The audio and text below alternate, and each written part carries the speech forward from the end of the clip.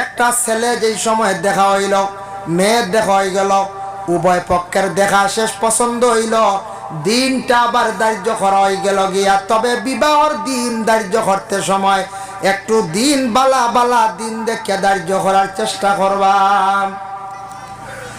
আমি দেখলাম জখিরা মালুম আশাই কিতাবর মধ্যে লেখছেন শুক্রবার আর সোমবার যে দুইটা দিন বিবাহের দিন ধার্য করা বেহতর বালা।